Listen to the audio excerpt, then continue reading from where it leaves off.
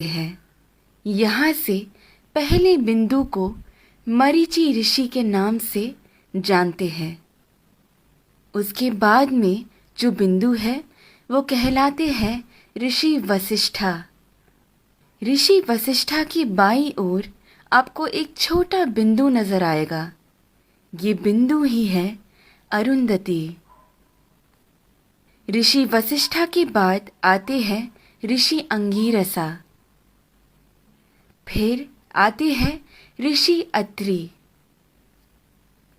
फिर दाईं ओर की तरफ मुड़ते हुए जो बिंदु आता है वो है ऋषि पुलस्त्य। उसके बाद आते हैं ऋषि पुलह और फिर ऋषि क्रतु।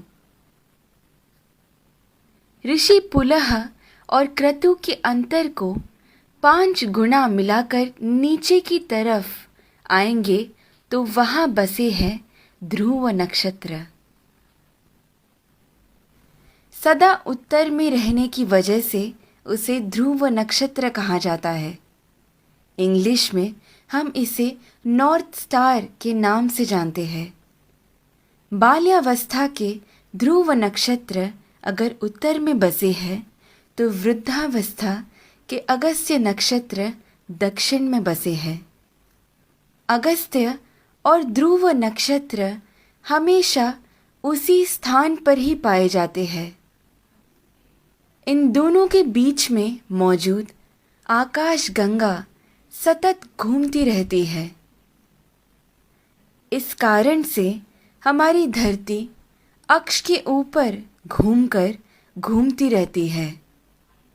ये सच है कि सारा जगत भगवान के इर्द गिर्द घूमता रहता है, लेकिन वो हमें कभी नजर नहीं आ सकता। भूमि के अनेक कालों में से उसे 4 काल में छांटते हैं।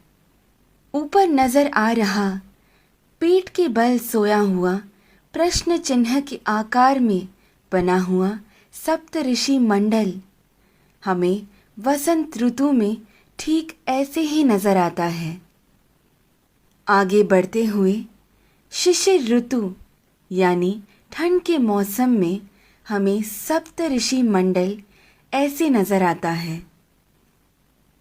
फिर शरद ऋतु में जब सारे पत्ते झड़ने लगते हैं तब सप्त ऋषि मंडल हमें ऐसे पीठ के बल सोया हुआ प्रश्न चिन्ह के आकार में नजर आता है।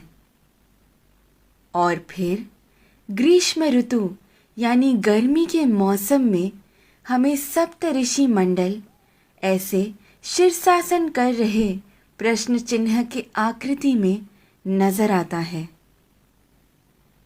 चाहे जो भी हो, जब हम ये सारे प्रश्न चिन्हों को एक साथ में देखते हैं, हमारे सामने एक विशेष आकृति हमें बनता हुआ नजर आता है।